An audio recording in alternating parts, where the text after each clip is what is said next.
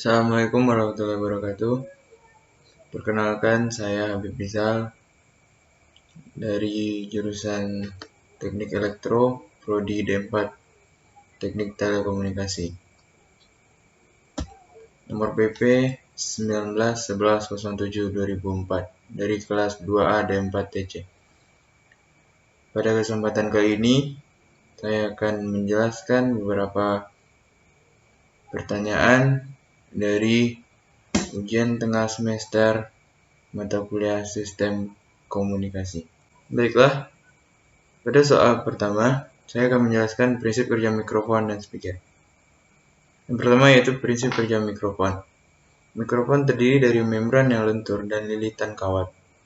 Ketika kita berbicara, maka akan menghasilkan tekanan udara yang membuat getaran pada membran sehingga akan membuat membran tersebut bergetar. Dari hasil getaran, maka nantinya akan ada gaya tarik-menarik pada lilitan antara dua magnet tersebut, sehingga muncullah sinyal listrik. Berikutnya prinsip kerja speaker.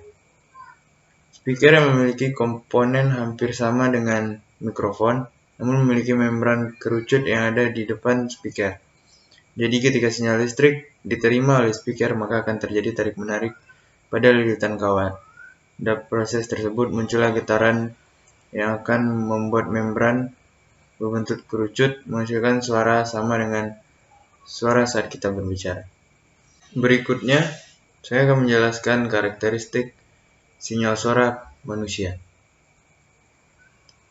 Sinyal suara manusia pada domainnya waktu sinyal suara memiliki amplitudo yang bervariasi dan terdiri dari beberapa jumlah frekuensi atau terdiri dari banyak sinyal.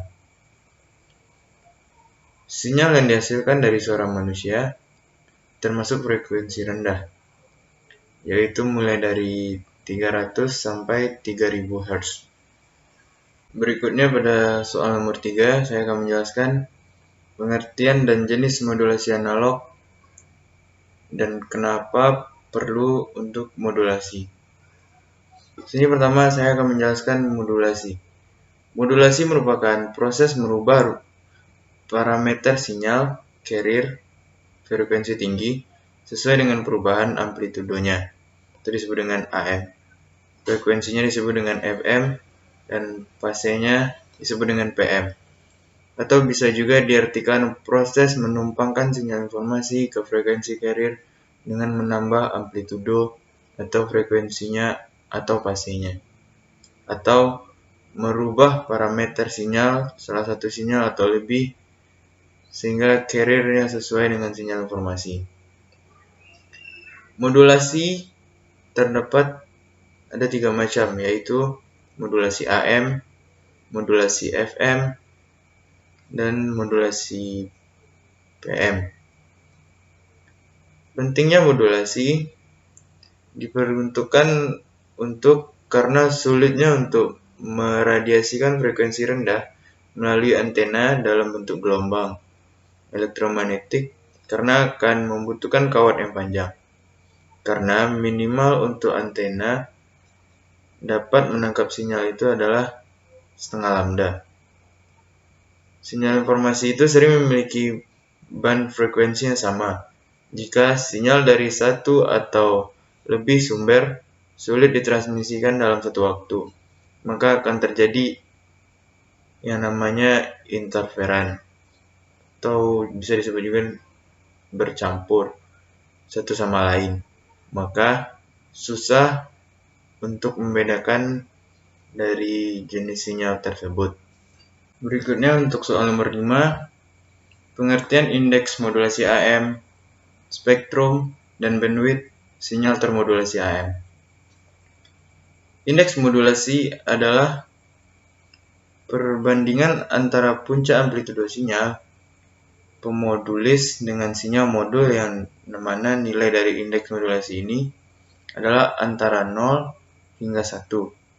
Maksudnya, jika indeks modulasi sama dengan 0, maka tidak terjadi modulasi. Namun, jika indeks modulasi adalah 1, maka modulasi dilakukan secara maksimal. Namun, jika melebihi rentang nilai, maka akan terjadi distorsi. Yang disebut dengan distorsi ini dapat menyebabkan sinyal informasi tidak dapat dipahami. Contohnya saja, pada sinyal suara, maka suara akan tidak dapat didengar jelas. Yang berikutnya yaitu spektrum sinyal termodulasi AM, yaitu proses memodulasi sinyal pembawa dengan sinyal informasi AM. Bandwidth frekuensi sinyal akan lebih besar.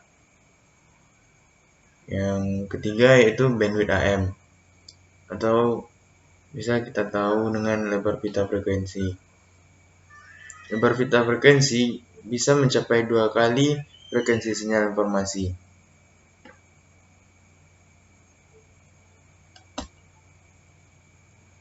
Untuk soal nomor 6, ini saya akan menjelaskan prinsip kerja rangkaian modulator AM dan demulator AM. Modulator AM mempunyai 2 input, yaitu sinyal informasi dan sinyal pembawa. Modulator adalah sebuah penguat di mana outputnya dapat dipengaruhi oleh VCC, dan VCC ini dapat dipengaruhi oleh sinyal informasi. Maka VCC akan naik atau turun sesuai perubahan sinyal informasi, sehingga output akan berubah-ubah sesuai dengan perubahan sinyal DC. Saat tegangan VCC-nya lebih besar, maka penguatannya akan lebih besar lagi, dan jika sebaliknya, maka penguatan akan berkurang. Selanjutnya demulator AM. Jika dioda diberikan polaritas positif dan negatif pada anoda dan katoda, ketika bias maju akan terjadi saklar tertutup, dan begitu sebaliknya dengan dioda akan menjadi saklar terbuka. Ketika dioda diberikan tegangan AC, maka saat siklus positif dioda akan tertutup dan arus akan dilewati pada output. Jika polaritas negatif, begitu juga dengan sebaliknya. Ketika dioda tertutup, maka kapasitor akan menyimpan muatan. Saat dioda terbuka, dan kapasitor akan menahan konstan muatannya. Selanjutnya, saat menuju puncak positifnya, maka dioda akan tertutup dan kapasitor mengisi muatan. Saat diinputkan sinyal AM, output yang dihasilkan masih meninggalkan sinyal frekuensi carrier selanjutnya dengan menggunakan filter. Maka sinyal ini akan didapatkan lagi dengan frekuensi tunggal. Soal selanjutnya saya akan menjelaskan modulasi AMDS BFC. Modulasi AMDS BFC merupakan modulasi amplitudo yang sinyal penyusunnya terdiri atas sinyal carrier dan 2 buah sinyal sideband. Itu berupa USB, LSB, atau USF, LSF.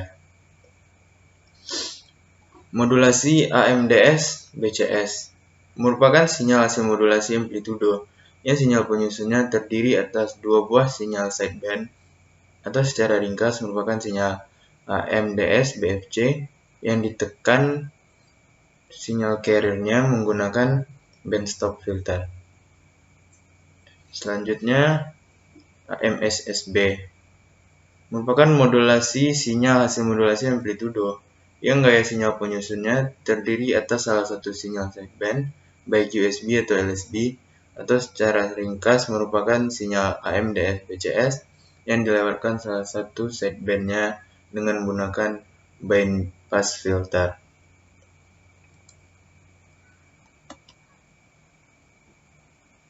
Untuk soal nomor 8, di sini saya akan menjelaskan bagaimana cara mendapatkan sinyal AMDS BSC dan AMSSB. Untuk mendapatkan sinyal AMDS BSC dan AMSSB dengan menggunakan memfilter sinyal keluaran atau sinyal hasil modulasi konvensional. Sinyal hasil modulasi konvensional merupakan sinyal yang terdiri dari 3 sinyal penyusun, yaitu sinyal carrier dan 2 buah sinyal sideband. Untuk mendapatkan sinyal AM. Pada soal selanjutnya, jelaskan bagaimana cara mendapatkan informasi dari sinyal CSB dan keuntungannya. Mengalirkan sinyal SSB dengan sinyal carrier yang sama dengan frekuensi sinyal carrier pada transmitter. Lalu, untuk mendapatkan sinyal informasi yang lebih jelas digunakan filter, low pass filter. Karena pada domain frekuensi, hasil perkalian sinyal SSB dengan sinyal carrier terdapat dua buah sideband, maka yang kita butuhkan adalah frekuensi rendah. Sehingga dengan LPF diloloskan sinyal frekuensi rendah dan menghambat sinyal frekuensi tinggi, sehingga didapatkan sinyal informasi yang sama dengan sinyal informasi Y dikirimkan namun dengan kualitas atau amplitude yang lebih kecil. Keuntungan sinyal termodulasi SSB yaitu terdapat dua keuntungan. Yang pertama, bandwidth yang digunakan lebih kecil. Yang kedua yaitu hemat daya. Selanjutnya,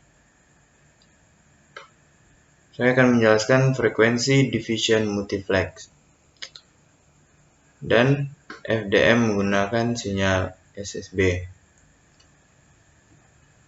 Frekuensi division multiplex yaitu menggabungkan beberapa pengguna atau saluran pengguna menjadi satu.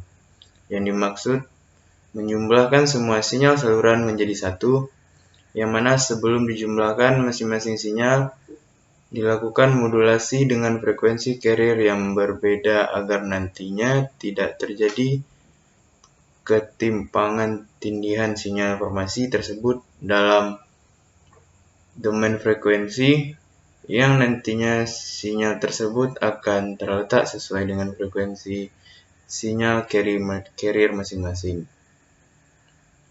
Secara sederhananya, yaitu menggabungkan beberapa menjadi satu saluran dengan membagi pita frekuensi yang akan ditempati masing-masing saluran dengan cara modulasi. Dan selanjutnya saya akan menjelaskan frekuensi division multiplex menggunakan sinyal SSB.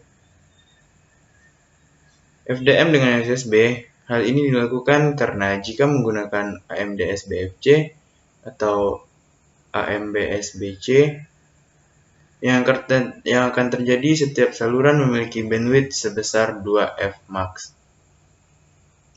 maksimalnya.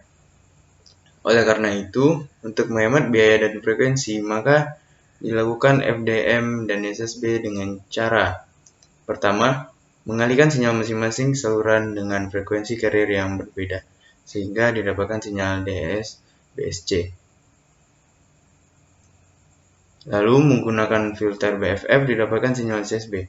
Sinyal SSB masing-masing saluran akan dijumlahkan atau dimultiplex, sehingga nantinya setiap sinyal SSB akan menduduki pita frekuensi yang berbeda pada satu saluran namun dengan bandwidth yang kecil.